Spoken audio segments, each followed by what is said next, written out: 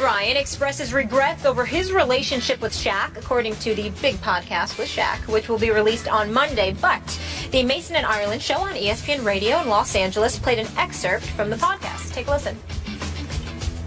A lot of stuff was said out of the heat of the moment. I guarantee you I don't remember a lot of stuff that they said because I changed my thought process of, you know what, we won 3 out of 4. What the hell are y'all talking about? This is not even really a story. Anything you want to take back, Kobe? Yeah, well, here's the thing, though. When you say them at the time, you actually mean it. And then when you get older, you have more perspective, and you're like, holy shit, I was an idiot as a kid. You know what I mean? So for me, the most important thing was really just keep your mouth shut, right? You don't need to go to the press with stuff. We keep it internal, and we have our arguments and our disagreements. But I think having our debates within the press was something I wish would have been avoided. But it did kind of create this whirlwind around us as a team with myself and Shaq and the press and the media that just put so much pressure on us as an organization. Kobe keeping it real there. Stephen A., what's going on here? Well, first of all, both usually keep it real. I applaud them for doing the podcast together. It's long overdue, to be quite honest with you. I'm happy that they did it. That's number one. Number two, this relationship has been mended for the last couple of years. And the biggest impetus for it was Dwight Howard. And I want to be very, very careful because I like Dwight Howard. And I know that, people might take it, the wrong way and use it as an opportunity to insult him or whatever. That's not what this is about. I'm just giving you some insight into what Kobe Bryant thinks. There is nothing that has happened in the career or the life of Kobe Bryant that gravitated him more to Shaquille O'Neal than Dwight Howard. Because after Kobe dealt with Dwight Howard, his respect for Shaquille O'Neal elevated exponentially. Kobe used to get so disgusted with Shaquille O'Neal, and I'll get to that in a second to break that down. But ultimately what it came down to is that Dwight Howard was somebody that wasn't sure he wanted to be in a Laker uniform, wasn't sure he wanted to stay in Tinseltown, and obviously was thinking about his brand, not just his basketball career, etc., etc. And in Kobe's eyes, did not prioritize winning nearly as much as he should have. So because of it, Kobe did not have a speck of the respect for Dwight Howard that he did for Shaquille O'Neal. And evidence of that was that TNT was doing a game. It was the Lakers with Dwight Howard in uniform. And I forget what it was, whether it was a regular season or playoff game, Skip, forgive me. But Kobe had somebody go out and get Shaq and ask Shaq to come to the locker room. And Shaq came there. And Kobe just spilled his guts about how much respect he had for Shaquille O'Neal, how, he was sorry that things ended up this way. He's not accepting culpability, please don't get me wrong, totally, because Shaq did some things wrong too, which Kobe will never hesitate to say. But when he called him into the locker room, he was just letting him know there were some things about Shaquille O'Neal that when Shaq was his teammate, he didn't appreciate nearly as much as he should have. And he realized it once he had Dwight Howard. Now we get back to Kobe and Shaq. Kobe's rookie year, they had Loyola Marymount, or wherever the hell it was, where they were practicing, whatever. You heard the stories about how Shaquille O'Neal slapped him. Kobe was like, no, he tried to slap me. He missed. And he didn't back down one bit. That's what Kobe's quick to tell you. You speak to a lot of people, Kobe's no punk. And the fact that Shaq even attempted to do that, from that moment forward, they were going to have a problem. Because Shaq is like, I'm Superman, Batman, I'm the big brother, you the little brother. Kobe wasn't trying to be anybody's little brother, especially of a dude that tried to slap him. So because of it, Kobe's the kind of dude. He's as real as it gets. He ain't always right. Sometimes he's too damn sensitive. Sometimes he's very aloof and doesn't give a damn. But let me tell you something. He's very, very big on two things: respect and loyalty. Now, when the loyalty part, that's a later thing. But earlier, it's about respect. And when Kobe felt like he was disrespected, he never forgot that. And he held on to the fact that Shaq tried to do that to him. and never, ever backed down from any kind of confrontation with Shaq from that moment. And never let it go, no matter what the championships that took place, no matter the trials and tribulations, whatever the case may be. Kobe's attitude. There was a time when Kobe hated this man. If Shaq was on fire, Kobe wouldn't have spit on him. That's how bad it was. And to be quite honest with you, even though Shaq doesn't tend to feel that way about anybody, there was a point where Shaq felt that way about him too. But ultimately, Shaq looked at his greatness. And also Shaq looked in the mirror and said there were things that I could have done better, because that inner circle that Shaq has, that clique, the Mark Stevens of the world, the Uncle Jerome's of the world, his late daddy, the sergeant, his mama, everybody, they have a profound influence on Shaq. And they used to look at him and say, look, man, yeah, we know Kobe, he can trip, he can be, we understand that, but you weren't right either. On some occasions. And there were things you could have done better. And there were moments where you could have been the bigger man. Which is why on Martin Luther King's holiday years ago, Shaq went as a member of the Miami Heat and he shook Kobe's hand. Because he wanted all of that to die down. So it's errors on both sides. There was a time when they literally hated each other.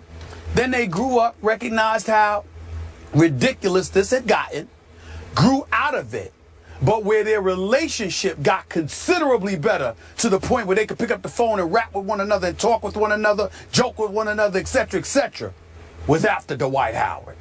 Because after Kobe had Dwight Howard, from everything that I've been told, his respect for Shaquille O'Neal elevated exponentially.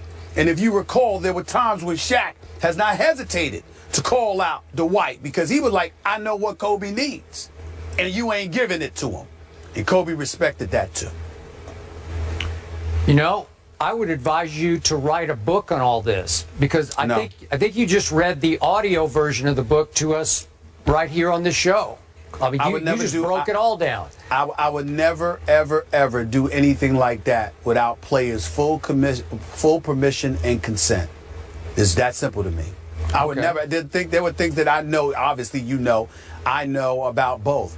I will never reveal without their permission. Well, maybe you could do the as told to version by Stephen A. Smith. They would both have to come to me and ask me to do it. I'm doing fine. I'm successful without all of that. I'm good. Okay. They need to come if they came my way and asked me.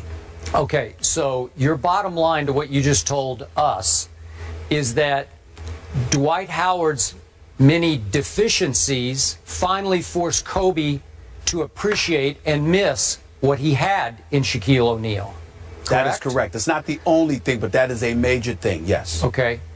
My 2 cents from a distance was always that in the end, young Kobe, remember, 6.5 years younger than Shaq, did help run Shaq out of Los Angeles. Is that fair to say?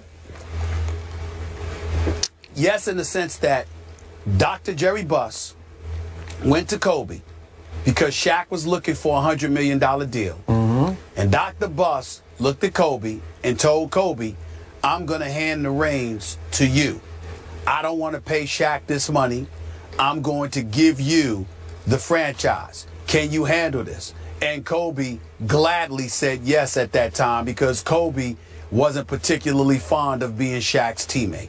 That is true. It wasn't Kobe going to Dr. Buss and saying, I want Shaq out of here. It was Dr. Buss saying, I don't want to pay Shaq this money. I'm going to hand you the franchise. And Kobe having this huge smile because he didn't mind it at all. And by the way, Dr. Buss and or Kobe, they were right in their instincts at that point because Shaq was becoming an aging player.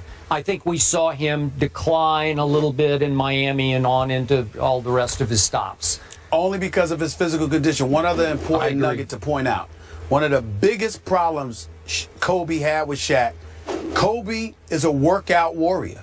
Kobe trains, Kobe wakes up at 5:30, Kobe gets it in or whatever, and he would tell Shaq, come on, boy, let's go, let's do this, come on, big fella, let's do this, and literally would turn around and walk into the training room, and Shaq would have 2 Big Macs. I agree. Because it would drive Kobe crazy. It would drive him crazy. You know, and I know what the great Kareem Abdul-Jabbar did into his 40s because he took such great care of himself.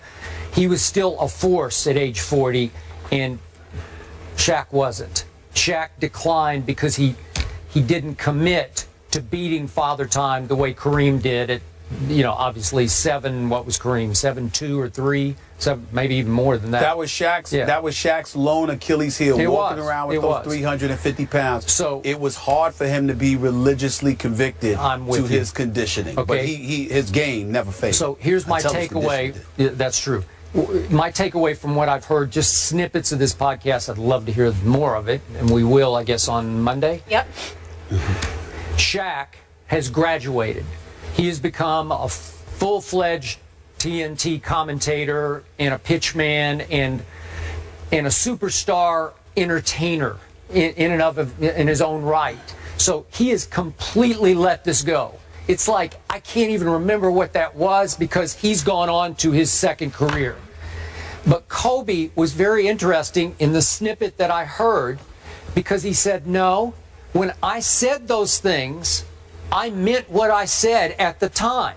But now that I've grown older, he's just turned 37 years of age, he says, I look back and say, holy bleep, I was an idiot when I was a kid. So Kobe has had a revelation in maturity, which is I highly appreciate because I've had a few of those in my life where you look back and say, we all have. What was I thinking? what was I doing? Why did I hang on to that for so long? It wasn't worth it. And again, both of them in very different ways have arrived at peace. Peace, brother. That's where they are. It's not just peace. It's an appreciation, and the part that they won't expound upon, if not, I dare say not even admit, is regret. Yeah. If Kobe Bryant and Shaquille O'Neal, if they didn't have such friction, if they were a collaborative force off the court as much as they were on the court, because on the court, they were a collaborative force. Off the court, they were a divided, dysfunctional bunch. Okay, so you had two factions, and really it was one faction because everybody flowed with Shaq. Because Kobe, I mean, listen, man, Kobe's a solo artist, man. Yeah. Kobe does his own thing. Shaq is the kind of person you know. Shaq he's a party waiting to happen, and everybody's invited. So you know he's very personable. He's relatable, and cats flocked to him. More importantly, when it came to dealing with Kobe, I can't tell you how many teammates came to Shaq, and Shaq looked like the bad guy because he was the one that stepped up and confronted Kobe and acted like it was him when in fact it was a whole bunch of teammates that was sitting there talking about him. I'll tell you a quick story, Skip Bayless, to the point how bad it got one time, Skip and Molly. There was one time when there was, if you recall, there was a game when Kobe Bryant wouldn't shoot the basketball or something like that. It was something along those lines. And there was stuff in the paper about how teammates felt he had literally thrown a game or did something. Kobe walked into the locker room to each and every single individual in a Laker uniform, used the MF word and said, MFer, did you say this? One by one to every locker room with the article and said, did you say this? Did you say this? Did you? I mean everybody, including Shaq. And proceeded to cuss everybody out and told them all, you can kiss as you know what, whatever the case may be. And he walked out. Kobe he ain't just fearless on the court, man. This dude he's on another level, especially when he gets ticked off. And I'm telling you, the graduated process is that, again, with all the friction that exists, ultimately what it came down to is that he realized the animosity that he truly harbored was essentially unnecessary. Because after he was with Dwight Howard, he thought about the team he once had and was like, these are issues and problems we never had. I should have appreciated it more. And Shaq is of the mindset, I should have appreciated you more too.